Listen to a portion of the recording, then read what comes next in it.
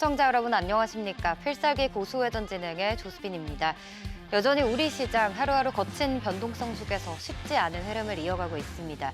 미 국채 10년물이 4.7%로 웃돌고 30년물마저 5%대를 넘나드는 이 고금리 환경에 노출되다 보니 국내 증시 역시 그 충격을 고스란히 받아내야만 했는데요. 하지만 우리 시장은 점차 이 고금리 환경에 단단하게 적응해 나가는 모습을 보여주고 있습니다. 정부 정책 대응이 추세적인 금리 하락을 만들어내기는 어려워도 이 속도 조절의 역할은 충분히 해줄 수 있어 보이는데요. 여기에 29일 예정된 잭슨홀 연설을 기점으로 연준을 둘러싼 불확실성 역시 일정 부분 안도감을 찾을 것으로 기대가 됩니다. 매크로 불확실성은 여전하지만 코스피의 12개월 선행 PER은 5.5배 수준까지 내려와 있습니다. 밸류에이션상 이 금리 부담을 충분히 상쇄할 만큼 매력적인 구간에 진입했다는 뜻인데요. 여기에 SK하이닉스와 삼성전자의 주주 환원 기대감까지 더해지면서 우리 증시만의 든든한 자체 완충 장치까지 확실하게 다져지고 있습니다. 자, 향후 매크로 변수가 몰고 올 하방 압력이 제한적일 수밖에 없는 이유인데요. 거센 파도는 이미 지나갔습니다. 다가오는 9월과 10월 위기를 지레 겁내기보다는 점차 잦아드는 이 변동성 속에서 다음 전략 꼼꼼하게 세우셔야 합니다. 오늘 김호영 그리고 최진성 전문가와 함께 투자 전략 세워보시죠. 어서 오세요.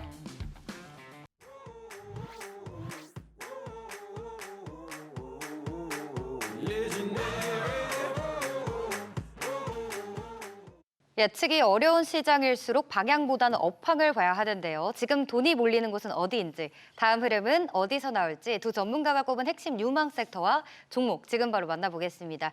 먼저 김호영 전문가가 준비한 섹터 바로 만나보시죠. 네, 전문가께서는 MLCC 관련주를 주목하고 계십니다. 자, 관련해서 어떤 종목들 준비해 주셨는지 먼저 간단하게 짚어주시죠. MLCC는 전자산업의 쌀 또는 IT 산업의 쌀이라는 별명으로 널리 알려져 있는데요. 쌀이 우리 식생활에서 없어서는 안 될 기초 식량이죠. MLCC 역시 현대의 모든 전자제품과 반도체 기판에 빠짐없이 탑재되는 가장 기초적이고 필수적인 수동 부품입니다.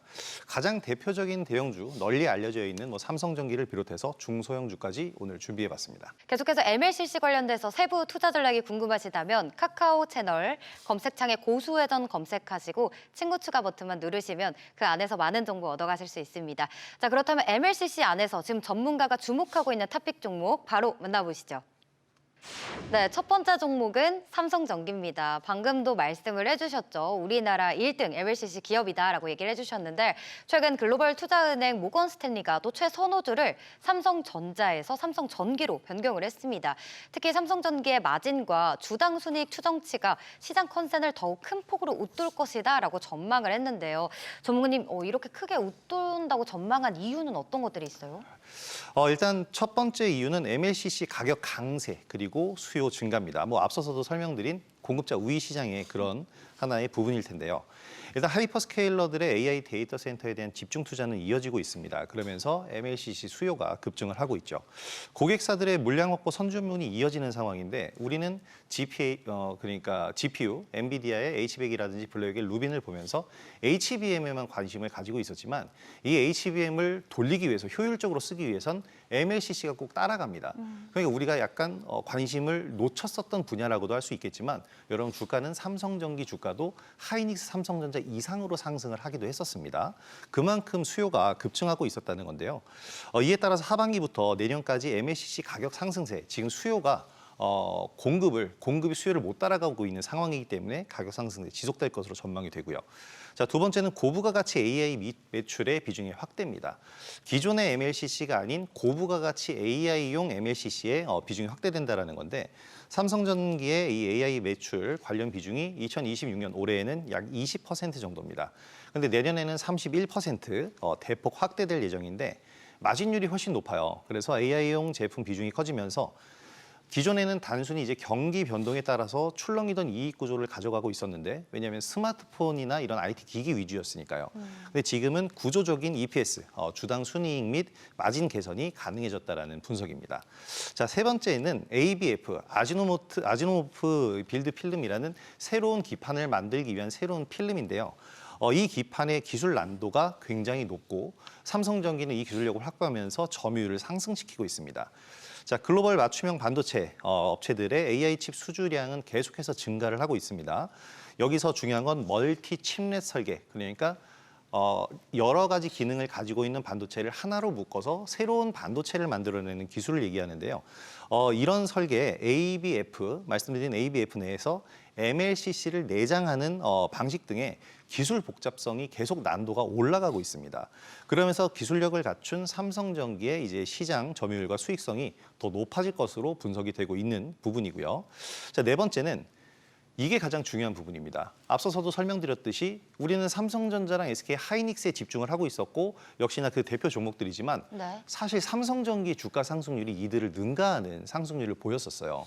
그러다가 6월달 고점 이후에 지금 우리나라 시장이 변동성에 의해서 많이 내려오면서 삼성전기 주가 역시도 많이 내렸다라는 겁니다. 한마디로 말해서 저평가된 밸류에이션이 가장 중요한 부분입니다. MLCC는 그렇다면 굉장히 좋은데 또 최근 중국 언론에서 삼성전기가 유리기판 신뢰성 평가에 탈락했다라는 보도가 나왔습니다.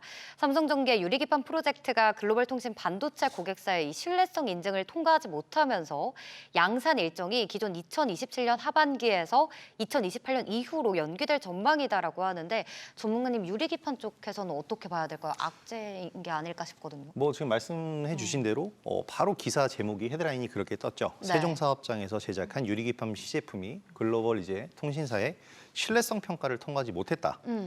제목만 보면 굉장히 악재고 네. 삼성전기가 이제 진행해오던 사업에 큰 차질이 빚어졌구나라고 해석을 하기가 쉬운데 결론부터 말씀드리면 기술적 결함이라기보다는 초기 상용화 과정의 진통, 그러니까 기술적 결함이 아니라 아직 기술 개발이 완성이 되지 않았다라고 표현을 하는 것이 더 맞다고 저는 생각이 됩니다. 유리기판은 기존 플라스틱, FC, BGA 기판을 대체하는 꿈의 차세대 기판입니다. 언제나 우리가 꿈이라는 단어를 붙인다라는 건 아직 상용화되기까지는 한참 멀었다라는 얘기거든요. 이렇기 때문에 초기 기술의 한계가 존재할 수밖에 없습니다. 특히 유리 같은 경우에는 열 충격 그리고 미세 균열 그리고 HBM이라는 게 어떤 방식인지 다들 아실 텐데 적층형이잖아요. 네. 그래서 구멍을 뚫어서 전류를 연결하는 방식인데 유리에 구멍을 뚫고 메우는 TGV 공정의 난이도는 거의 극악에 달한다라고 합니다. 그래서 첫 신뢰성 평가에서는 한 번에 통과하는 것이 뭐 거의 불가능하다라는 게 거의 인식이 되어 있었고요. 특히나 첫 신뢰성 평가에서 한 번에 통과한 이제 글로벌 경쟁사들이 단 한 곳도 없습니다. 네. 가장 최근에는 SKC의 글라스 기판 자회사인 압솔릭스 그리고 미국의 인텔 같은 경우에도 모두 이 초기 신뢰성 확보에 진통을 겪으면서 지금 난항을 겪고 있는 상황인데 물론 남도 못했으니까 삼성전기가 못해서 괜찮다 뭐 이런 느낌은 아니라고 보셔야 되지만 그래서 악재라고 보실 수 있겠지만 이미 이 부분을 고점 대비 주가가 많이 낮아진 상태에서 2분기 실적 발표를 한 IR에서 밝혔잖아요. 네. 그렇기 때문에 이미 실적에는 다 반영이 됐다라고 보실 수 있겠습니다. 그래서 2분기 실적 발표 IR 당시에 유리기판 양산 목표 시점을 2028년으로 미룬 것은 그냥 악재를 빨리 치워버리자라는 느낌으로 발표를 했다라고 보시면 되겠고요. 실제로 성장하는 데 있어서 지금의 성장성에 대해서 앞으로의 실적에 대해서의 영향은 크게 미치지 않습니다. 그래서 시장에 아주 새로운 돌발 악재가 터졌다기보다는 원래 계획보다 조금 미뤄졌다. 그래서 목표로 스케줄을 재조정하는 과정이 구체적인 사유, 그러니까 고객사의 신뢰성 평가라는 것이 실패했다는 것은 밝혀야 되니까 그런 부분으로 인식을 하셨으면 좋겠습니다. 크게 우려할 만한 부분은 아닌 것 같습니다. 새로운 시장을 여는 만큼 다음 신뢰성 평가 통과 여부가 좀 우리가 중요해 보이는데요. 그런 가운데 삼성전기가 MLCC 제조 기술과 초소형 전고체 배터리 기술을 결합해서 차세대 IT 기기 신시장 개척에 나섰습니다. 세라믹 적층 공정 노하우를 바탕으로 폭발 위험이 없고 또 에너지 밀도가 높은 초소형 전원 솔루션을 구현하면서 기술 경쟁력을 입증한다라고 하는데 이 부분이 삼성전기의 뭔가 새로운 캐시카우가 좀 될 수 있을까요? 방금 전에 우리가 얘기를 한 유리기판에서 실패한 부분을 뭐 이 부분이 완벽하게 메울 수 있는 더불어서는 이건 삼성전기 기술력으로는 훨씬 더 실현 가능성이 높은 그런 부분이라고 보시면 되겠습니다. 삼성전기가 개발 중인 초소형 산화물계 전고체 배터리는 장기적으로 고부가 가치 신사업의 하나의 축입니다. 그러면서 사업 포트폴리오를 다변화할 핵심 동력이 될 가능성이 매우 높다라고 나오고 있는데요. 네. 긍정적인 요인을 살펴보면 이 부분이 가장 긍정적이라고 볼 수가 있겠죠. MLCC의 제조 공정 과정과의 압도적인 시너지입니다. 사실 2차 전지와 MLCC는 역할이 비슷하거든요. 전력을 가둬놨다가 필요한 부분에 전력을 보내주는 이른바 에너지 저장 장치를 소형으로 만든 게 MLCC다라고 보시면 되겠는데, 그렇기 때문에 공정 과정도 80%가량 유사합니다. 삼성전기가 개발한 소형 전고체 배터리는 산화물계로 주력 제품인 MLCC와 적층, 인쇄, 소결 등의 제조 공정이 약 80%가량 유사합니다. 그렇기 때문에 MLCC를 제작하면서 축적된 공정 노하우를 그대로 활용할 수가 있겠죠. 초기 설비 투자비도 역시 감축이 될 겁니다. 그러면서 수율 안정화 속도를 대폭 앞당길 수 있다는 장점이 있는데, 수율 안정화를 앞당길수록 양산해서 납품하는 데까지 시간도 빠르게 단축할 수 있겠죠. 그러면서 독보적인 초소형화 그리고 안정적인 경쟁력을 보유하고 있다. 리튬이온 배터리, 기존의 리튬이온 배터리는 이 크기를 줄이거나 접거나 형태를 변환시키면 부피가 팽창하거나 발열, 그러니까 화재가 날 위험이 있는데, 산화물계 전고체는 화재 위험이 적고요. 충전 시 부피 변화가 거의 없습니다. 여기에 가장 중요한 게 자유로운 형태로 변형이 가능하다는 건데, 원형이라든지 얇은 판형, 그리고 곡선 등 디자인 변경이 가능한 프리미엄 웨어러블 기기들 있죠. 그러니까 스마트워치라든지 스마트링, AR 글라스, 심박수 측정기, 이런 시장에서 대체 불가한 입지를 다질 수 있다고 보시면 되겠습니다. 이에 따라서 마진율 역시 높은 마진율로 나올 것으로 기대가 되고 있고요. 사실 웨어러블 및 신형 IT 기기용 부품은 가격 민감도보다 안정성 그리고 공간 효율성이 우선시되죠. 모양을 맞춰야 고객사가 원하는 디자인을 만들 수 있을 테니까요. 그래서 맞춤형으로 디자인이 되기 때문에 고마진을 기대할 수밖에 없습니다. 소형 웨어러블 기기, IT 기기로 이제 용도가 제한적이라 지금은 실적을 불러일으키기는 어렵습니다. MLCC나 카메라 모듈처럼 연간 수조 원 단위의 매출을 올리는 메인 캐시카우가 아직까지는 될 수가 없다라는 얘기인데, 결국에 지금 AI의 환경이 발전하면 발전할수록 여러 디바이스 환경으로 발전할 수밖에 없습니다. AI 웨어러블, 의료용 패치, 나아가서는 휴머노이드 로봇 부품까지 이제 적용처가 확대가 된다면, 이제 장기적인 캐시카우와 함께 아까 말씀드린 대로 유리기판보다도 더 알짜 신성장 동력이 될 수 있을 것으로 평가되고 있습니다. 지금 당장은 아니지만 이 산화물계 전고체가 삼성전기에 좀 멀리 봤을 때 미래 캐시카우가 충분히 될 수 있어 보이는데요. 자, 그렇다면 주가가 얼마나 또 올라갈 수 있을지 기대가 됩니다. 지난주에 살짝 조정을 받았거든요. 전무님, 요즘에 전자닉스에 이어서 니끼라는 말도 있잖아요. 그만큼 되게 관심도가 높은 시총 상위 종목이기 때문에 매수 가격이랑 매도가는 어떻게 보고 계실까요? 네, 굉장히 좋은 단어인 것 같습니다. 이 니끼요? 니끼 상당히 처음 들어보는데. 아, 그래요? 네. 하이닉스랑 삼성전기. 이게 정말 전자를 대체했잖아요, 이제. 맞아요. 그렇기 때문에 그러니까. 이 용어가 상당히 좋게 들리는데, 사실 주가가 정말 많이 내려왔어요. 6월, 7월에 단일 종목 레버리지 영향에 시장이 좀 붕괴했잖아요. 이럴 때 삼성전기 역시 조정 속에서 240만 원이었던 주가가 100만 원을 이탈하기도 했습니다. 그러니까 절반 이하까지 내려온 거죠. 실적에는 변함이 없는데 주가만 이렇게 된 겁니다. 그래서 최근 반등으로 150만 원대까지 반등에 성공을 했는데 다시 조정을 좀 받고 있고요. 모건 스탠리의 보고 수적인 목표가도 262만 원인데 제가 보기에도 이 정도는 충분히 가능하다. 그래서 단기 관점도 200만 원은 충분하다고 생각이 됩니다. 따라서 매수가는 한 130만 원 현재 조정받고 있는 단가인데 이하권에서 접근을 하시면서 단기 목표가로 200만 원만 잡아봐도 수익률은 굉장히 높게 나오십니다. 그리고 손절가는 100만 원 제시를 해드리겠는데, 사실 요즘 변동성이면 이게 프리마켓에서 일시적으로 나갈 수도 있기 때문에 설정해두지 마시고 종가를 확인하시면서 대응을 하시는 게 좋을 것 같고요. 그러나 저는 단기적으로 볼 종목은 아니라고 판단을 합니다. 특히 말씀드린 것처럼 실적 증가 속도를 보면 매출액이 2023년 약 8.89조, 그러니까 8조 8,900억 원이었어요. 그런데 2024년에 무려 이제 10조 원을 넘어가는 엄청난 성장성을 보였고, 2025년에는 11조 원을 돌파를 했습니다. 꾸준히 증가를 하고 있는데 올해는 14조 원을 돌파할 것으로 예상이 됩니다. 매출 외형이 크게 성장을 하고 있는데 영업이익의 경우에는 성장성이 훨씬 가파릅니다. 2023년에 6,600억, 2024년 7,300억, 자 2025년 지난해에는 9,100억을 달성을 했는데 올해는 1조 9천억 원, 와. 전년 동기 대비해서 111% 급증한 수치예요. 이런 실적 증가세와 성장성을 고려할 때 이 삼성전기의 중장기 목표가는 300만 원 제시해드리겠습니다. 삼성전기에 대한 실시간 세부 전략이 궁금하신 분들은 카카오 검색창 고수회전 검색하시고 친구 추가해 주시면 전문가님과 함께 보실 수 있겠습니다. 자, 계속해서 두 번째 토픽 종목 바로 만나보시죠. 네, 두 번째 종목은 삼화 콘덴서입니다. 자, 먼저 삼화 콘덴서를 주목하시는 이유 들어볼까요? 전력용 MLCC의 수요 급증 그리고 업계 전반의 가격 인상에 낙수 효과를 받는 기업이라고 보시면 되겠습니다. AI 데이터 센터 전력 인프라양 MLCC 수요 증가는 삼성전기에서 소개해드린 얘기랑 똑같습니다. 네. 삼성전기가 IT 및 고부가 AI 중심의 하이엔드 MLCC에 집중을 하고 있잖아요. 근데 기존에는 이제 범용 MLCC를 생산하고 사업을 하고 있었는데 이쪽 부분이 어쩔 수 없이 줄어들 수밖에 없죠. 왜냐하면 고부가 가치 쪽으로 가고 있으니까 바로 이 부분에 삼화 콘덴서의 이제 이 점유율이 시장 점유율이 증가를 하고 있는 데이터 센터 가동에 필수적인 이 전력 인프라에 진입을 하고 있다라고 보시면 되겠습니다. 그래서 MLCC가 성장하는 만큼 삼화 콘덴서는 가만히 있어도 성장할 수 있는 구조적인 성격을 가지고 있다고 보시면 되겠죠. 여기에 이제 탑티어 업체의 가격 인상에 따른 낙수 효과입니다. 무라타나 삼성전기 등 글로벌 상위 업체들의 수요 급증이 나오고 있고 이들은 이 수요 급증을 활용해서 제품 단가를 인상하고 있습니다. 그러면 삼화 콘덴서가 판매하는 MLCC도 당연히 단가가 인상이 되겠죠. 같이 상승하는 동반 상승하는 낙수 효과를 제대로 누리고 있는 부분입니다.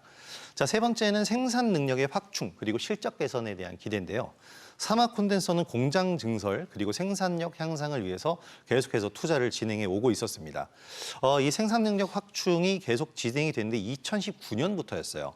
용인 공장을 기점으로 해서 매년 생산 설비를 투자하고 캐파를 향상시키고 있습니다.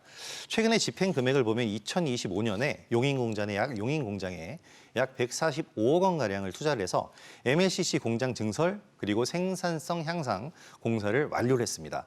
해당 효과가 올해 하반기부터 실적에 본격적으로 반영이 될 것으로 예상이 되니까 이제 실적적인 면에서의 성장도 기대를 할 수 있겠죠. MLCC 매출 중에 30%가 전기차 전장용이라고 하는데 또 현대차 그룹이 보스턴 다이내믹스를 필두로 이 로봇 산업에 적극적으로 투자하고 있잖아요. 요즘 이 로봇 쪽으로도 그러면 향후에 삼화 콘덴서가 뭔가 추가 상승 동력을 받을 수 있을지 어떻게 보시나요, 이 부분은? 일단 삼화 콘덴서가 성장할 수 있는 가장 큰 이유가 바로 현대차의 밸류체인이기 때문입니다. 네. 근데 이제 현대차가 로봇 사업을 올해부터 본격적으로 진행을 했잖아요. 이 효과를 톡톡히 지금 보고 있다고 보시면 되겠습니다.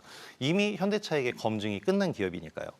일단 삼화 콘덴서와 현대차 그룹의 밸류체인 연계 그리고 최근 부각되고 있는 로봇, 보스턴 다이내믹스 등과의 산업 모멘텀은 중장기 관점에서 충분히 타당하고 매력적인 추가 상승 동력으로 평가를 할 수가 있겠습니다. 네. 일단 삼화 콘덴서, 이 현대차와의 인연을 보면 지난 2013년에 배터리의 직류를 교류로 변화해서 네. 이 변동이 심한 전압을 안정적으로 잡아주는 DC 링크라는 이 콘덴서가 있어요. 이걸 개발하면서 현대차 그룹에 납품을 했습니다. 그래서 현대차 그룹의 핵심 전장 부품 밸류체인으로 편입이 됐는데 현재 삼화 콘덴서의 전체 MLCC 매출 중 30%가 전기차 및 전장용에서 발생하는 이유가 바로 이 부분입니다. 현대차, 기아차의 친환경차 생산량과 밀접하게 연동되는 구조라고 보시면 되겠고요.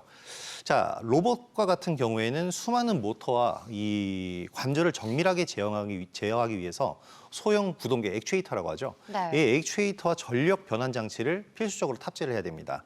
이 과정에서 액추에이터 정밀 제어를 위한 고신뢰성 MLCC, 그리고 배터리팩, 전력 제어 부분 콘덴서, 아까 말씀드린 DC링크와 같은 수요가 필수적으로 동반되는데 삼화 콘덴서 같은 경우에는 이미 자동차 전장용으로 현대차에게 검증이 끝났잖아요. 그렇기 때문에 고온, 고압, 고신뢰성 부품 노하우는 이 로봇 부품 시장으로 현대차 밸류체인에 그대로 녹아들 수가 있다고 보시면 되겠습니다. 자, 그런데 이제 차트를 보면 이 종목도 전문가님 삼성전기가 대장주인 거잖아요. 이 MLCC 안에서. 그렇죠. 약간 흐름이 비슷한 것 같기도 해서 지금 어. 접근해도 괜찮나요? 굉장히 비슷하고 오히려 좀 더 변동성은 더 컸어요. 왜냐하면 삼성전기가 고점을 만들고 나서 네. 삼화 콘덴서가 나중에 고점을 만들어서 하락할 때는 좀 더 큰 폭으로 삼화 콘덴서가 좀 하락한 느낌이 있습니다. 사실 이 종목은 지난 5월에서 6월 제가 소개를 해드리면서 큰 수익을 올렸던 종목인데 네. 삼성전기와 마찬가지로 6월에서 7월 이 시장이 붕괴할 때 함께 20만 원에 육박하던 주가가 5만 원대까지 급락을 했습니다. 그냥 4분의 1 정도 떨어진 거죠. 네. 이게 단순한 전고점이 테마성에 의해서 상승한 과도한 밸류에이션, 그러니까 한마디로 말해서 단발성 테마에 의한 거품이라고 하더라도 성장하는 기업의 주가의 하락폭이라고 하기엔 너무나도 과도하죠. 맞아요. 기술적 반등만으로도 충분히 저는 만족스러운 수익률을 예상을 합니다. 그래서 최근에 이제 바닥에서 5만 원대까지 떨어진 주가가 거의 10만 원대까지 육박을 해서 2배가량 튀어 올랐잖아요. 이걸 뭐 우리가 흔히 데드캣 바운스라고 얘기를 하는데 한번 여기서 주춤하고 다시 한번 상승을 하려는 준비를 하고 있습니다. 그래서 매수가는 9만 원 이하 부근에서 분할 접근하시면 충분할 것 같고요.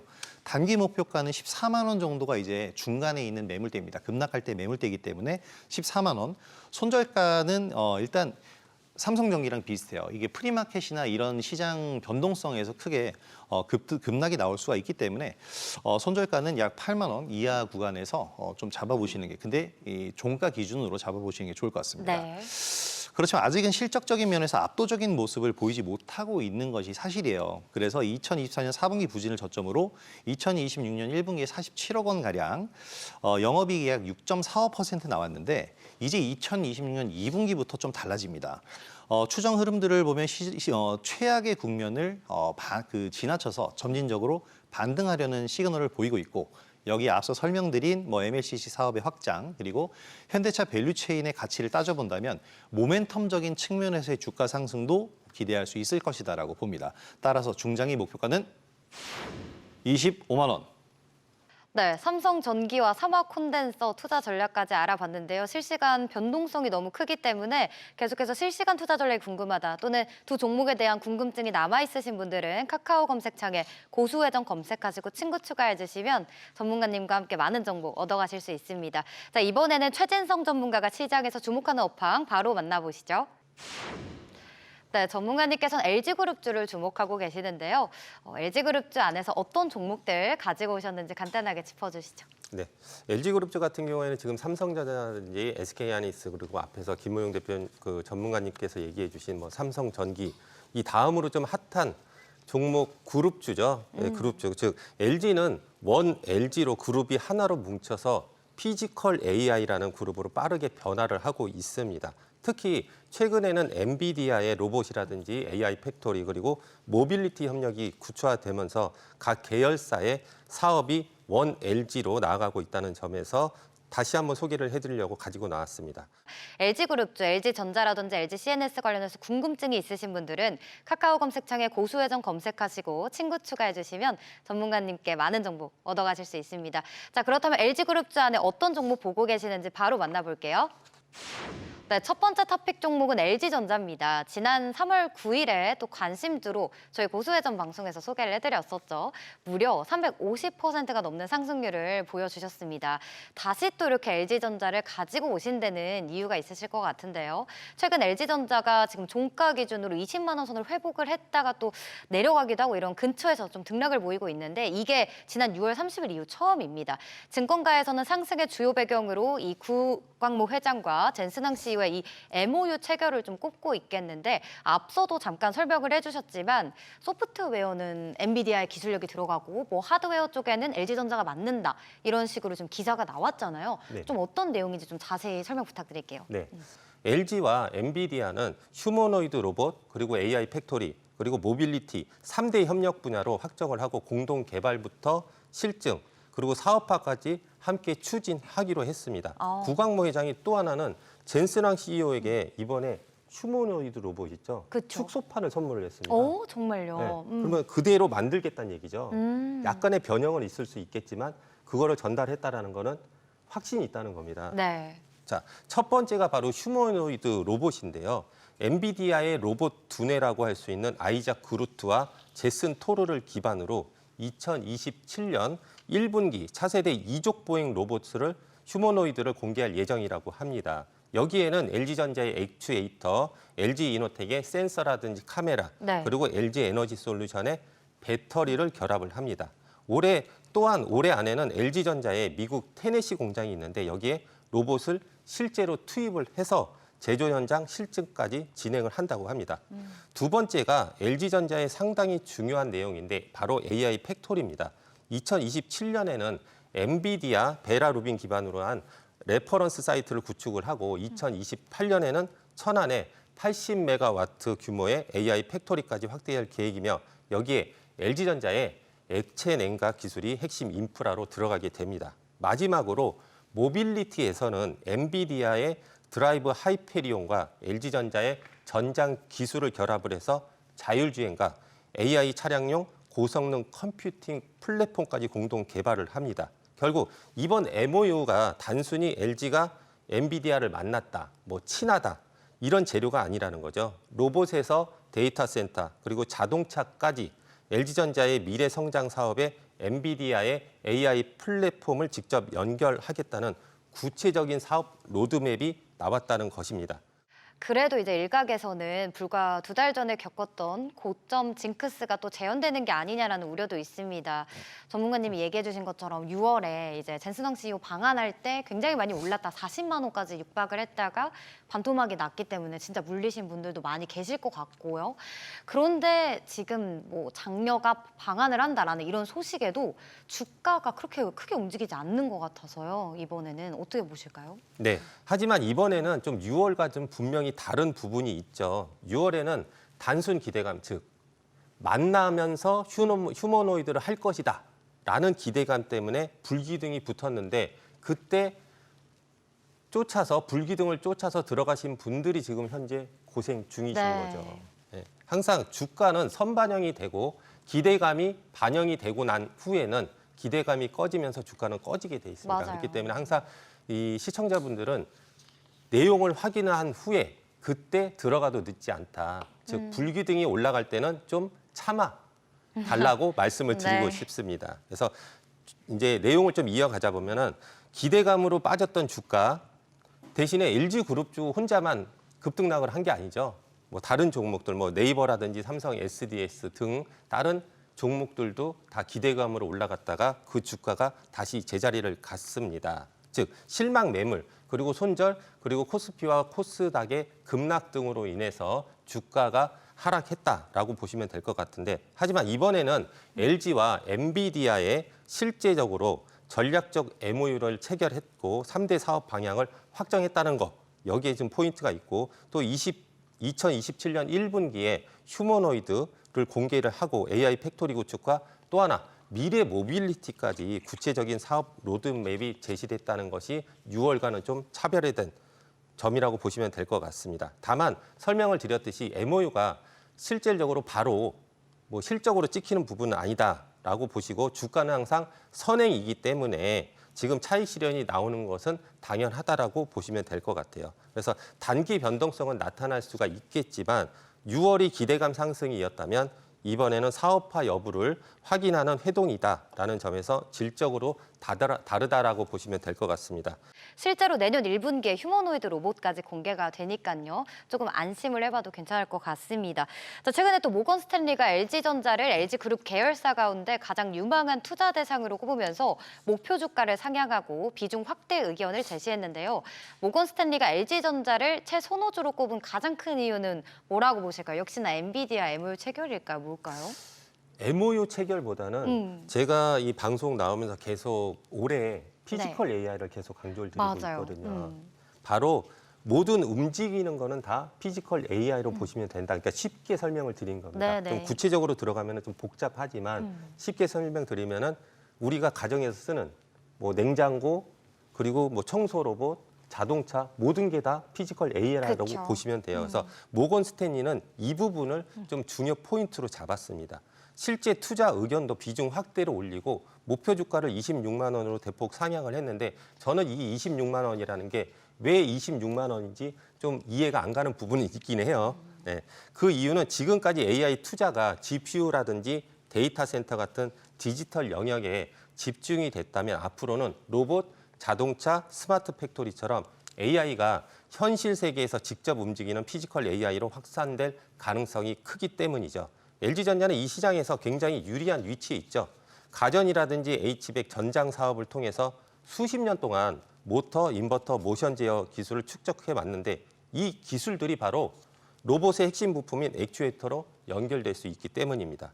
모건 스탠리는 로봇 완제품뿐만이 아니라 이런 핵심 부품을 공급하는 이른바 픽앤드쇼벨 전략이라고 하는데 픽앤드쇼벨 전략을 좀 간단하게 설명을 드리면 네. 옛날 금광 이야기를 좀 안 드릴 수가 없어요.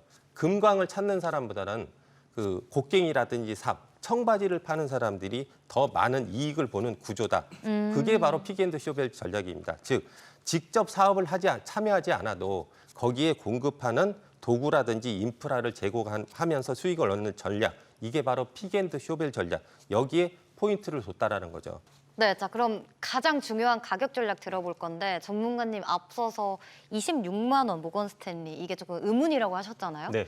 목표가를 얼마까지 보고 이게 좀 낮게 측정이 됐다라고 해서 의문이다라고 하신 거죠? 26만 원은 충분히 제가 갔나? 뭐 뒤에 설명을 드릴 텐데 네. 1차 목표가 정도밖에 되지 오, 않을까요? 좋습니다. 네. 그럼 지금 매수가 당장에 이런 포지션, 즉 수급 상황만 좀 받쳐준다면 그 정도는 충분히 돌파할 수 있다라고 보고 있습니다. 네, 적정 매수가부터 들어볼게요. 네네. 자, 매매 전략을 바로 말씀을 드릴게요. 1차 매수가는 18만 3천 원까지 1차 매수를 하시고 혹시 눌림이 나타난다면 17만 5천 원부터 15만 원 사이까지를 매수를 하시기 바라고 손절가는 한 14만 원 정도를 잡아드리는데 손절가 이탈하는 게 가능할까? 그건 좀 의문이긴 합니다. 자, 그러면 목표가는 1차 목표가는 27만 5천 원을 잡아드리도록 하고 2차 목표가는 35만 원을 제시해 드리겠습니다. 하지만 바로미터보다는 항상 멀리미터를 보시라고 말씀을 드리는데 LG전자 같은 경우에는 휴머노이드 사업이라든지 AI 팩토리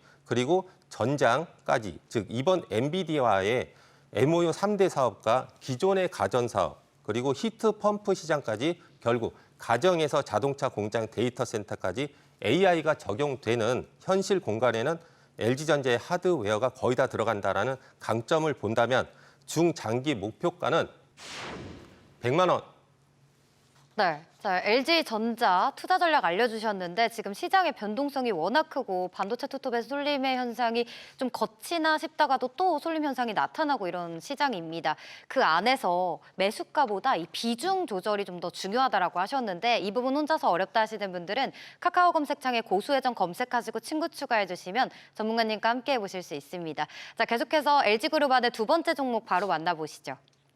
네, 전문가의 두 번째 토픽은 LG 이노텍입니다. AI 서버 투자 확대, MLCC 등 이 고부가 전자부품 수요가 거세지고 있습니다. 앞서도 또 저희가 얘기를 계속했었죠. LG 이노텍도 생산 능력 확대와 장기 공급 계약을 통해서 이 늘어나는 수요에 대응하고 있는 모습이죠, 전문가님. 네, 맞습니다.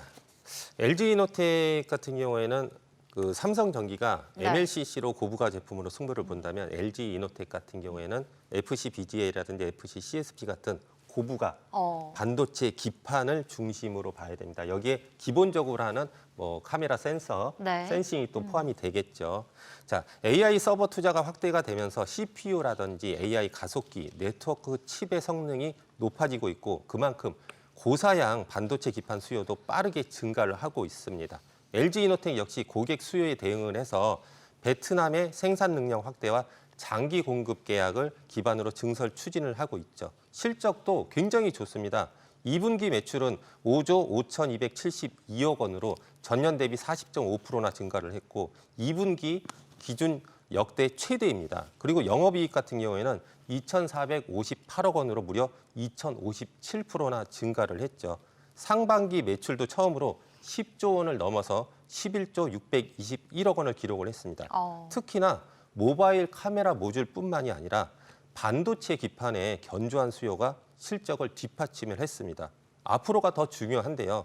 기존 카메라 모듈 의존도를 약간 낮추면서 FC-BGA라든지 FC-CSP를 AI 서버, 네트워크, 고성능 반도체 시장으로 확대하고 있기 때문인데 그런데 여기서 더 주목하셔야 될 거는 앞에서 LG전자를 설명드렸듯이 엔비디아와의 휴머노이드 협력 부분입니다.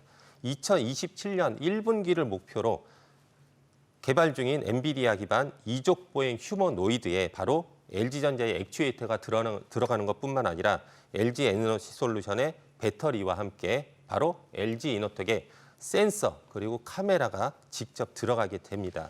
엔비디아의 아이작 그루트와 제슨 토르가 로봇의 두뇌라면 LG이노텍은 로봇이 주변 환경을 인식할 수 있도록 하는 눈과 감각 영역을 담당하는 구조인 거죠. LG이노텍은 또 하나 자체적으로 TDK와 손잡고서 비전 센싱과 촉각 센싱 모듈 개발에 들어가면서 피지컬 AI 사업을 키우고 있습니다. 결국 LG이노텍은 실적이 이미 좋아지고 있는 상황에서 AI 반도체 기반으로 실적을 더 키우고 휴머노이드 센서라든지 카메라로 또 하나의 미래 성장 축까지 확보하고 있다는 점, 이것이 제가 보는 가장 큰 이유입니다. 네, 오늘 MLCC 종목들 많이 얘기를 해주고 계시는데 계속 얘기하고 있는 이 엔비디아와의 MOU 안에서 LG이노텍은 센싱 역할을 하고 있다라고 얘기를 해주셨고요. 뭐 실적도 너무 좋고. 그런데 이 애플 협력사인 LG이노텍이 원가 압박의 쓰나미를 맞고 있다라는 또 기사가 나왔습니다. 메모리 가격이 급등하면서 애플이 메모리에 예산을 몰아주고 디스플레이와 카메라 등 다른 부품의 단가를 좀 낮추려 하고 있다라고 하는데 이 부분이 전문가님 LG이노텍에 좀 큰 리스크가 되지 않을까 싶은데요. 어떻게 보실까요? 이게 만약에 리스크면요. 진짜로 싸게 살 수 있는 거겠죠. 못 사나요, 싸게? 아니, 싸게 살 수는 있겠지만 지금보다 더 싸게 살 수 있겠죠. 이 LG이노텍 종목을? 네, 맞죠. 아이폰 원가에서 메모리가 차지하는 비중도 10%에서 34%까지 높아질 전망이라고 해요. 애플 입장에서는 아이폰 가격을 무작정 올릴 수는 없고 때문에 다른 카메라 모듈이라든지 디스플레이 같은 다른 부품 업체의 단가 인하를 강하게 요구할 가능성이 있긴 합니다. 네. 하지만 LG이노텍 같은 경우에는 특정 고객사 매출 비중이 높은 건 사실이죠. 여기에 카메라 모듈 가격이 압박이 커지면 수익성에는 부담이 될 수 있는 거는 맞습니다.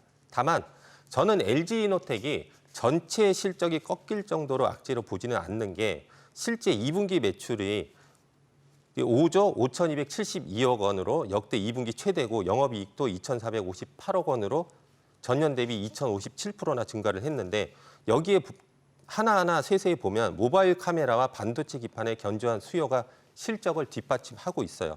여기에 앞으로 FC BGA라든지 FC CSP 같은 AI 반도체 기판 그리고 LG와 엔비디아 휴머노이드 협력에 따른 로봇 센싱 부품까지 새로운 성장축이 붙고 있다는 점, 결국 애플의 단가 인하 요구는 단기 마진 리스크에 영향은 있다. 다만 고부가 카메라라든지 AI 반도체 기판, 피지컬 AI는 중장기 성장 동력입니다. 그래서 저는 이번 이슈를 실적 추세를 뒤집는 악재라기보다는 LG이노텍이 애플 의존도를 얼마나 조금씩 낮춰가느냐를 확인하는 변수로 좀 봐야 할 것으로 보일 것 같습니다. 네, 전문가님 이야기를 들어보니까 크게 좀 악재로 반영하지 않아도 될 것 같은 그런 느낌이 들거든요. 전문가님 그러면 LG이노텍 가격 전략은 어떻게 준비해 주셨을까요? 네, LG이노텍 차트를 보시면요. 고점 대비 저점까지 거의 한 약 80% 정도가 와, 떨어졌습니다. 많이 내려왔네요. 네. 그러면 이제쯤 한번 사볼만 하지 않겠습니까? 네. 네. 즉 내동 매매를 안 해도 된다라는 거죠. 자, LG이노텍의 매매 전략을 바로 말씀을 드리겠습니다. 자, 매수가는 심플하게 45만 원 사이까지 매수를 하시면 되겠습니다. 손절가는 한 40만 원 정도를 잡아드리도록 하고요. 목표가는 좀 단기적이보다는 좀 중기적으로 보시길 바라겠어요. 1차 목표가는 한 80만 원 정도를 보시고 2차 목표가는 한 100만 원 정도를 잡아드리도록 하겠습니다. 중장기 목표가는 140만 원. 네, 지금까지 두 전문가의 투자 유망 섹터 MLCC 그리고 LG그룹주들 그 안에 탑픽 종목까지 살펴봤는데요. 계속해서 김호영 그리고 최진성 전문가의 실시간 투자 전략이 궁금하신 분들은 카카오 검색창에 고수회전 검색하시고 친구 추가해 주시면 됩니다. 또 SBS 비즈증권 유튜브 채널에서 저희 출연 전문가들의 라이브 방송도 진행되고 있습니다. 구독하셔서 많은 인사이트들도 챙겨가시길 바랄게요. 아울러 모든 투자의 최종 편대는 투자자 본인에게 있다는 점 명심하시고요. 네, 계좌를 지키는 현명한 투자하시길 바랍니다. 잠시 후 전문가들이 요즘 눈여겨보고 있는 오늘의 관심주를 공개합니다. 놓치면 아쉬울 핵심 포인트만 쏙쏙 짚어드릴 테니까요. 채널 고정하시고 잠시만 기다려주시기 바랍니다.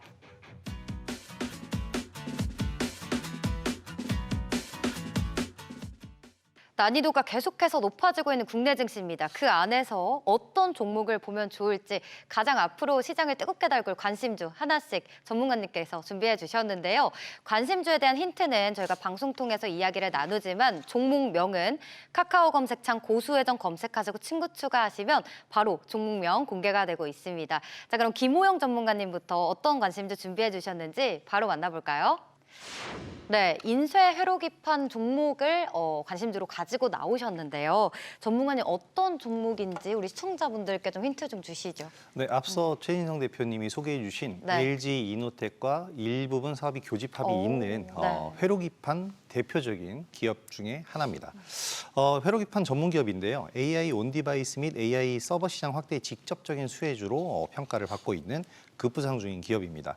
본래 스마트폰 전문 회로기판을 다뤘기 때문에 시장 침체에 따른 정체 구간을 겪을 수밖에 없었는데 최근에는 AI 서버형 고부가 반도체 기판 중심의 턴어라운드에 성공을 하고 있습니다.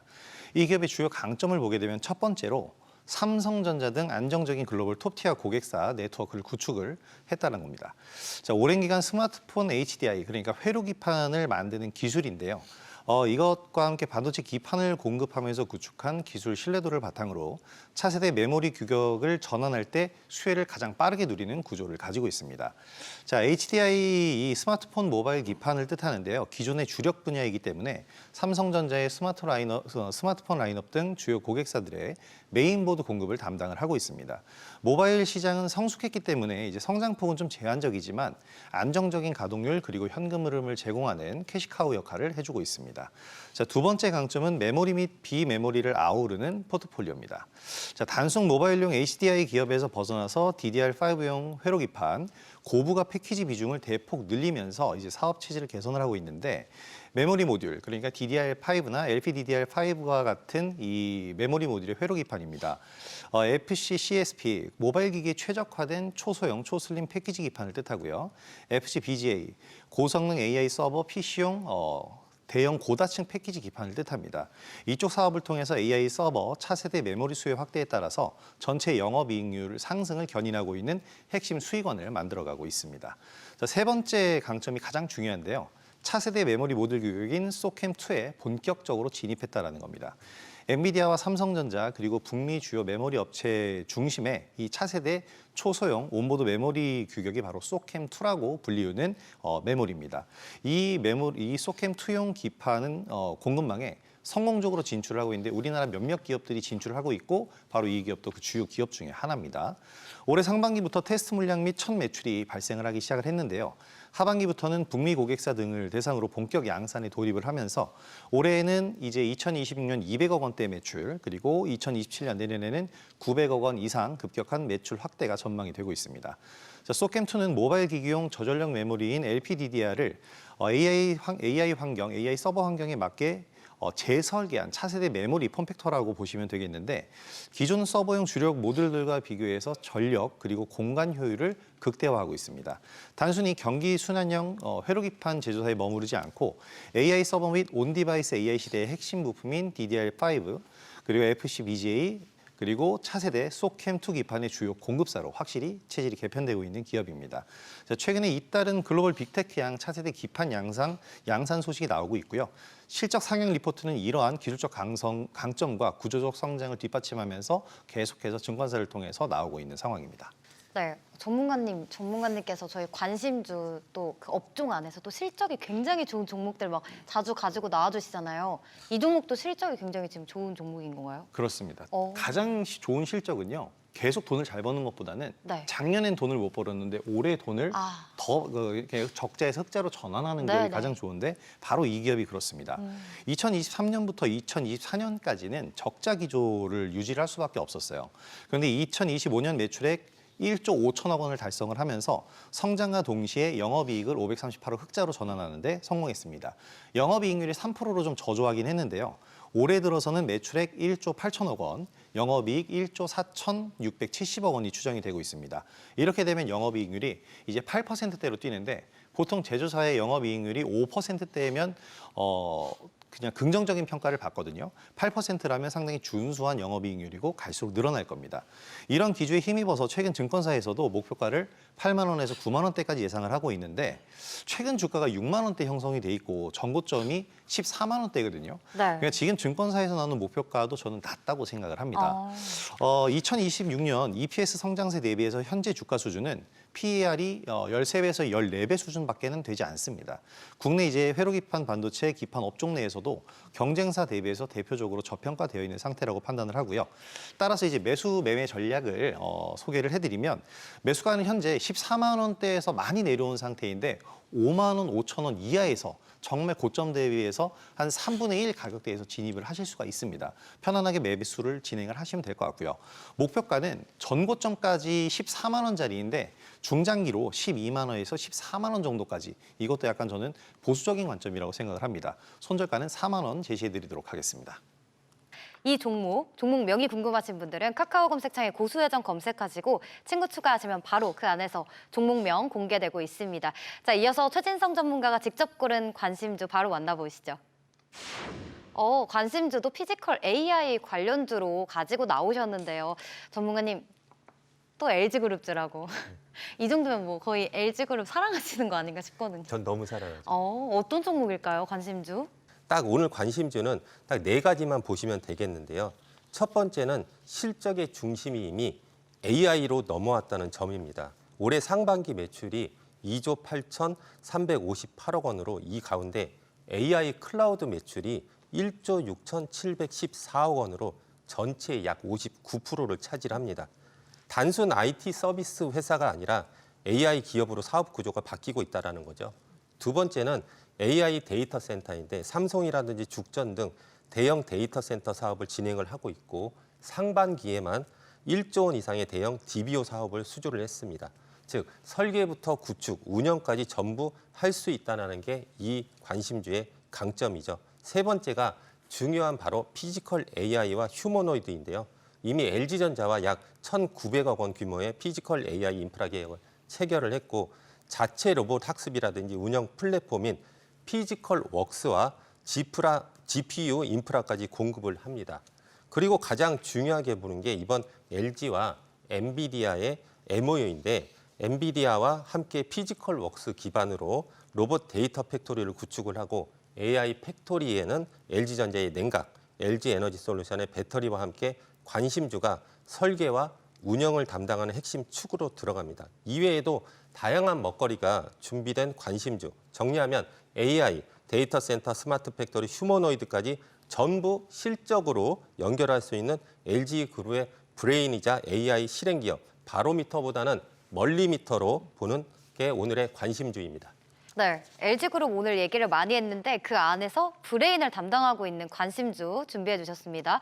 자, 그렇다면 가격 전략도 중요하겠죠, 전문가님. 지금 뭐 방금 주봉 차트 보니까 네. 전고점 대비해서 3분의 1 정도 빠졌더라고요. 그러니까 싼 거죠.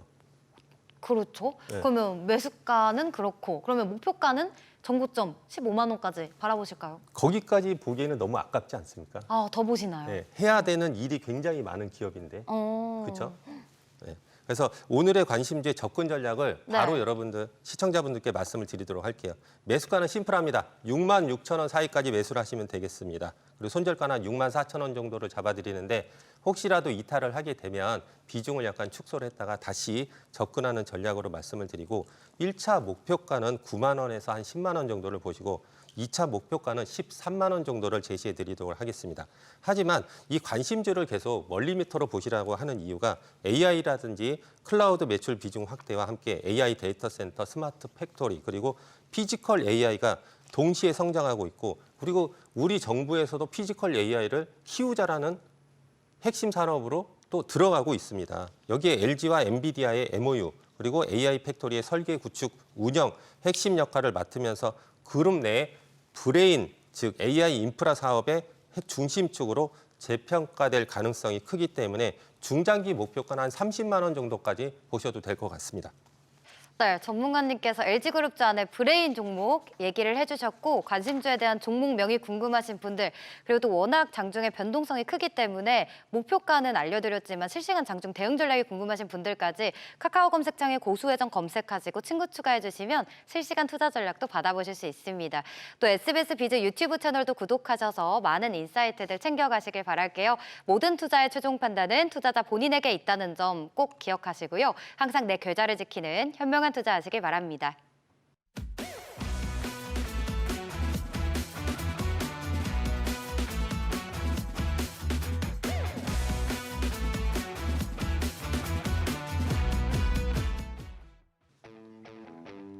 최근 국내 증시, 반도체 투톱의 역동성도 보이지만요. 바이오나 로봇, 다른 종목들로도 순환매 장세가 나타나고 있죠. 오늘 출연하신 두 전문가께선 순환매 장세에서 누구보다 강하신 분들입니다. 이 두 분과 함께 실시간 평일에 계속해서 주도주를 찾고 싶다 하시는 분들 카카오 검색창에 고수회전 검색하시고 친구 추가해 주시면 되고요. 잠시 후 본 방송이 끝나고 SBS 비즈증권 유튜브 채널에서 오늘 출연하신 최진성 전문가의 라이브 방송 이어집니다. 못다한 이야기, 내일장 투자 전략, 그리고 질의응답까지 준비되어 있으니까 많은 관심 바랍니다. 저희는 다음 시간에 더 알찬 정보로 찾아오겠습니다. 시청해주신 여러분 고맙습니다.